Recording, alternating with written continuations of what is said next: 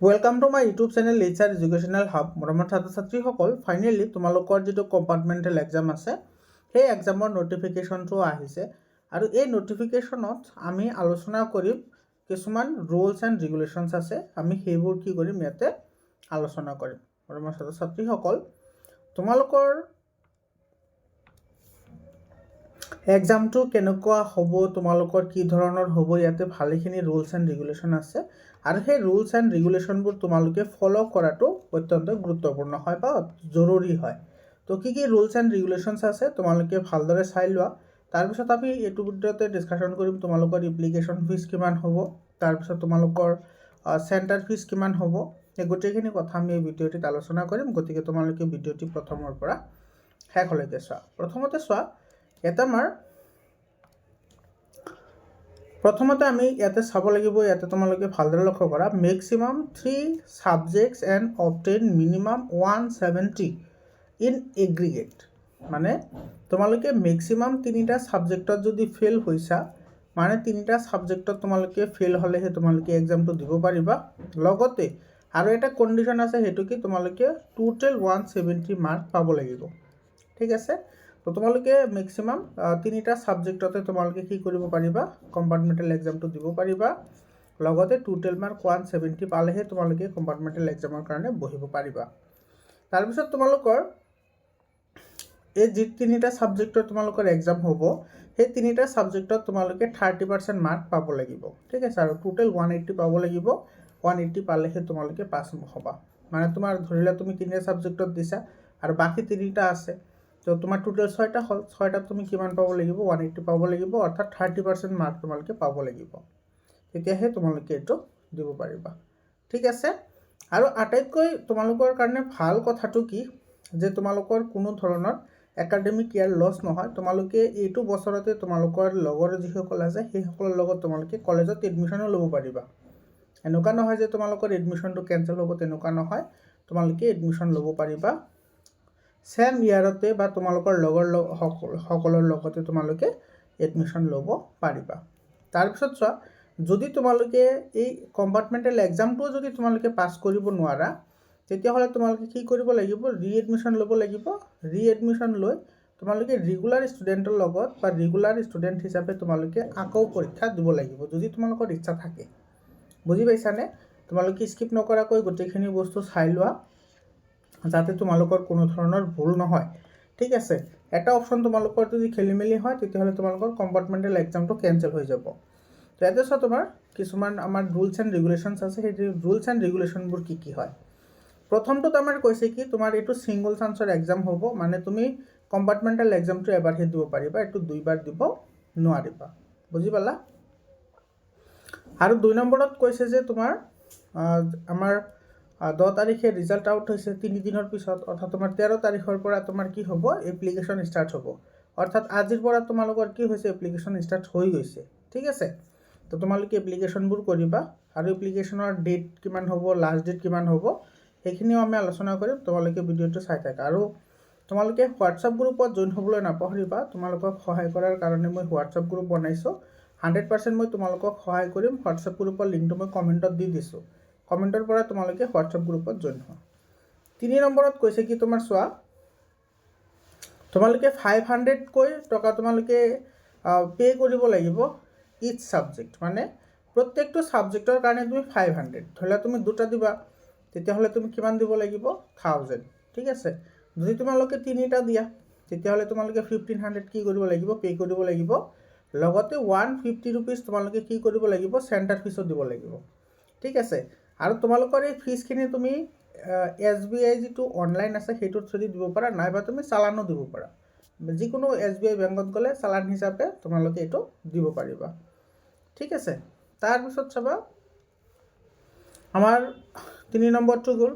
4 নম্বৰটো তোমাৰ কি কৈছে চোৱা, ইয়াতে যিমানখিনি তোমাৰ টকা তোমালোকে ইয়াতে পে' কৰিলা, মানে যে 500 আৰু 150, ইয়াৰ বাহিৰত তোমাৰ চেণ্টাৰ ইনচাৰ্জে বা তোমাৰ যিকোনো মানুহে কোনো ধৰণৰ টকা তোমাৰ খুজিব নোৱাৰে।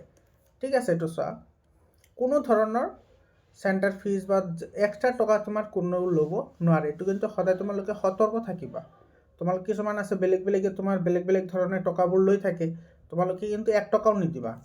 যিখিনি তোমাৰ এই 500 আৰু 150 ৰুপিজ কৈ যে তোমালোকে পাৰ ছাবজেক্টত জমা দিলা, তাৰ বাহিৰে 1 টকাও খৰচ নহয়, ঠিক আছে। এইটো তোমালোকৰ টিচাৰে বা তোমাৰ লগৰসকলে বা তোমাৰ চেণ্টাৰ ইনচাৰ্জে তোমাক যিকোনো ধৰণৰ ভয়ভীতি দেখুৱাব পাৰে, তোমালোকে 1 টকাও দিব নালাগে। আৰু তাৰপিছত তোমালোকৰ যিখিনি এডমিট আহিব বা পৰীক্ষাৰ কাৰণে যিমান যি আহিব গোটেইখিনি তোমালোকে এজ ইট ইজ পাই যাবা। সেইটো স্কুলৰ হেড টিচাৰে তোমালোকক সেইখিনি প্ৰভাইড কৰিব, বুজি পাইছা। 5 নম্বৰ পইণ্টটো চাবা। এই পইণ্টটো তোমাৰ বহুতে তোমাৰ কি কৰে, ইয়াতে কনফিউজ হয়। কিহৰ কাৰণে কনফিউজ হয়? ইয়াতে কৈছে কেৱল থিয়ৰী পেপাৰ্ছ। এতিয়া থিয়ৰী পেপাৰ্ছ মানে কেৱল ডেছক্ৰিপটিভ পাৰ্ট হয় নেকি? নহয়, থিয়ৰী পেপাৰ মানে গোটেইখিনি আহে। কাৰণ কি, তোমালোকে জানা যে মেথছ, তাৰপিছত ছায়েন্স, তাৰপিছত তোমাৰ ছ'চিয়েল ছায়েন্স, হয়নে, আৰু ইংলিছ, এইকেইটাত তোমাৰ কি থাকে, ইণ্টাৰনেল এছেছমেণ্ট থাকে বা প্ৰেক্টিকেল থাকে। প্ৰেক্টিকেল মাৰ্ক কিমান থাকে? 10 থাকে।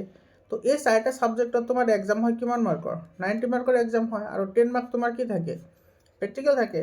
তো এই যিটো 90 মাৰ্কৰ যিটো এক্সাম, সেই গোটেইখিনিক একেলগে থিয়ৰী পেপাৰ বুলি কোৱা হৈছে, বুজি পাইছা। আৰু এই 90% বা এই 90 তোমাৰ কি থাকে? 45টা MCQ থাকে।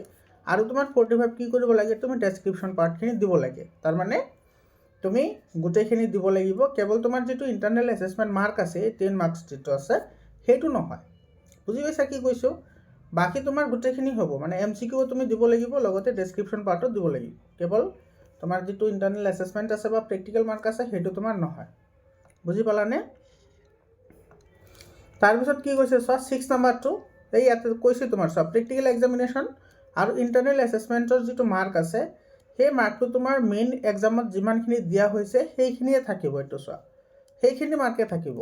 ধৰি লোৱা তুমি মেইন যিটো এক্সাম দিছিলা তাতে তুমি 9 কৈ পাইছা গোটেইকেইটাতে, তো তোমাৰ কম্পাৰ্টমেণ্টেল এক্সামতো এই মাৰ্কটো ডাইৰেক্টলি এজ ইট ইজ আহি যাব 9, বুজি পাইছা। সেই 10 যিটো আছে সেইটো। তাৰপিছত তোমাৰ ইয়াতে কি কৈছে চোৱা, 7 নম্বৰটোত তোমাৰ ইয়াতে কি কৈছে চোৱা, ইয়াতে তোমাৰ OMR চিট থাকিব, কাৰণ MCQ থাকিব, OMR চিট থাকিব, ঠিক আছে। লগতে তোমালোকৰ ডেছক্ৰিপটিভ পাৰ্টত থাকিব। আৰু তোমালোকে ইয়াতে কিন্তু দুইটাই ছেপাৰেটকৈ পাছ কৰিব লাগিব, দুইটাই। মানে তুমি MCQত পাব লাগিব 13 আৰু তুমি ডেছক্ৰিপশ্যনত পাব লাগিব 14। এইখিনি মাৰ্ক তোমালোকে পাবই লাগিব, ছেপাৰেটকৈ পাছ কৰিব লাগিব দুয়োটাতে। আৰু তোমাৰ ইয়াতে 8 নম্বৰটোত কৈছে তোমালোকৰ যিবোৰ চেণ্টাৰ আহিব, সেই চেণ্টাৰবোৰ তোমালোকে পৰ্টেলত পাই যাবা, যে কাৰ এক্সাম ক'ত পৰিছে। ইয়াতে তোমাৰ ন'টিফাইড ইন পৰ্টেল বুলি কৈছে, মানে তোমালোকৰ যিটো পৰ্টেল আছে সেই পৰ্টেলত তোমালোকে চাব পাৰা। নাইবা তোমালোকৰ যিবোৰ হেড টিচাৰ আছে বা তোমাৰ প্ৰিন্সিপালছ আছে, সেইসকলে তোমালোকক জনাই দিব যে কেতিয়া তোমালোকৰ এক্সাম হ'ব আৰু তোমালোকৰ এক্সাম চেণ্টাৰটো ক'ত বহিব বা ক'ত পৰিব, ঠিক আছে। আৰু ইয়াতে তোমাৰ কি কৈছে চোৱা, যদি কেণ্ডিডেট 50জনতকৈ যদি তোমাৰ কি হয়, কম হয়, তেতিয়াহ'লে সিহঁতক কি কৰিব, ওচৰৰ পাজৰৰ যিমান চেণ্টাৰ আছে সেইবোৰৰ লগত মাৰ্জ কৰি দিব, বুজি পাইছা কি কৈছে ইয়াতে। ধৰি লোৱা তোমাৰ প্ৰথমতে ইয়াতে 3টা চেণ্টাৰ আছে নেকি, 3টা চেণ্টাৰ আছে, ঠিক আছে। তো এই 3টা চেণ্টাৰত ধৰি লোৱা ইয়াতে 45 আছে, ইয়াতে আছে 54, আৰু ইয়াতে ধৰি লোৱা তোমাৰ 60 ষ্টুডেণ্ট আছে। তেতিয়াহ'লে কি কৰিব, চেণ্টাৰে 3টা দিব নেকি? নিদিয়ে। চেণ্টাৰ এইটো চেণ্টাৰ ৰাখিব আৰু এই দুটা চেণ্টাৰৰ ষ্টুডেণ্টসকল ইয়াতে ট্ৰান্সফাৰ কৰিব, মানে ওচৰৰ পাজৰৰ সেইবোৰ তোমাৰ কি কৰিব, ট্ৰান্সফাৰ কৰিব, বুজি পাইছা। কাৰণ তোমাৰ এক্সাম চেণ্টাৰ যিমান বেছি হয় সিমানেই তোমাৰ খৰচ বেছি হয়, মেইনটেনেঞ্চৰ প্ৰব্লেম হয়। সেইকাৰণে ওচৰৰ পাজৰৰ যিমান চেণ্টাৰ আছে সেইবোৰ চেণ্টাৰত তোমালোকৰ এক্সাম হ'ব। এনেকুৱা নহয় যে তোমালোকে য'ত মেইন এক্সাম দিছিলা তাতে এক্সাম হ'ব, তেনেকুৱা নহয়। আৰু সেইটো তোমাৰ ইয়াতে ডাইৰেক্টলি কৈ দিছে, আৰু সেইটো টেনশ্যন কৰিব নালাগে, তোমালোকৰ হেড টিচাৰে জনাই দিব বা তোমাৰ প্ৰিন্সিপাল ছাৰে বা মেমে জনাই দিব যে ক'ত তোমালোকৰ কি হয়, ঠিক আছে। আৰু 9 নম্বৰ পইণ্টটো চাবা, তোমালোকৰ এই কম্পাৰ্টমেণ্টেল এক্সাম দিয়াৰ পিছত তোমালোকে পাছ কৰাৰ পিছত যিটো চাৰ্টিফিকেট পাবা, সেই চাৰ্টিফিকেট কমপ্লিটলি তোমাৰ কি হ'ব, ফ্ৰেছ হ'ব। মানে কোনো ধৰণৰ এনেকুৱা নহয় যে এইটো ডুপ্লিকেট সেইবোৰ নহয়। তোমালোকৰ লগৰসকলে যেনেকুৱা মাৰ্কশ্বিট পাব বা চাৰ্টিফিকেট পাব, তোমালোকেও ছেম টু ছেম চাৰ্টিফিকেট পাবা, ঠিক আছে। আৰু 10 নম্বৰটো চোৱা, ইয়াতে কি কৈছে যে কম্পাৰ্টমেণ্টেল এক্সামটো তোমাৰ কেৱল চিলেক্টেড ছাবজেক্টৰহে হ'ব। মানে তুমি যিকেইটা ছাবজেক্টৰ কাৰণে এপ্লাই কৰিবা, তোমালোকে যেতিয়া ফৰ্ম ফিল আপ কৰিবা, ফৰ্ম ফিল আপ কৰোঁতে কিন্তু তোমালোকে সদায় সাৱধান হ'বা। তোমালোকে ফৰ্ম ফিল আপত যিকেইটা ছাবজেক্ট চুজ কৰিবা সেইকেইটাৰ তোমাৰ কি হ'ব, কম্পাৰ্টমেণ্টেল এক্সাম হ'ব। তোমালোকে কিন্তু পৰীক্ষা হলত তুমি বহি ক'ব নোৱাৰা যে মই অমুকটো দিম, সেইটো কিন্তু নহ'ব। ঠিক আছে, ধৰিলে তুমি মেথছ আৰু ছায়েন্সৰ কাৰণে এপ্লাই কৰিছা আৰু কিন্তু তোমাৰ এনেকুৱা লাগি আছে নাই মই এছামিছো এতিয়া দিম, সেইটো কিন্তু নহ'ব। তুমি এইটো দিব নোৱাৰিবা বা দিলেও কাম নহ'ব। তুমি সেইকাৰণে ফৰ্ম ফিল আপ কৰাৰ সময়ত তুমি এই 10টা কথা তুমি সদায় মনত ৰাখিব লাগিব। ঠিক আছে, 10টা নিয়ম, এই নিয়মকেইটা তুমি চাব লাগিব। এতিয়া চোৱা, ইয়াতে তোমাৰ এপ্লিকেশ্যনটোৰ ইয়াতে ফৰ্ম ফিল আপ ষ্টাৰ্ট হ'ব 13 তাৰিখৰ পৰা আৰু শেষ হ'ব 25 তাৰিখে। এইটো চোৱা, তোমাৰ এতিয়া 12 দিন টাইম আছে। ঠিক আছে, মাত্ৰ 12 দিন। এই 12 দিনৰ ভিতৰত তুমি গোটেইখিনি কৰিব লাগিব। তাৰপিছত তোমাৰ অনলাইন পে'মেণ্টৰ যিটো লাষ্ট ডেট সেইটো 27 তাৰিখ আছে এপ্ৰিলৰ, আৰু তোমাৰ চালানৰ যিটো লাষ্ট ডেট সেইটো হৈছে তোমাৰ 30 তাৰিখ। বুজি পালা এই গোটেইখিনি কথা?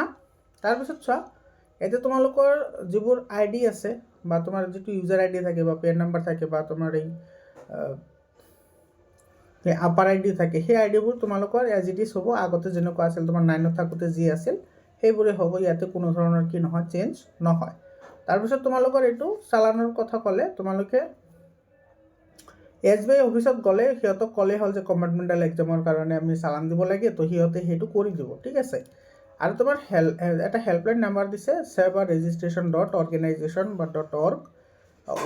এইটো তোমাৰ গ'লে হেল্পলাইন নাম্বাৰটো আজিকালি সেনেই দি থয়, নাম মাত্ৰ পইণ্টটো কামত নাহে। এইটো কল কৰিলে কল নুঠায়, কোনো ধৰণৰ কথা তুমি সুধিব নোৱাৰা।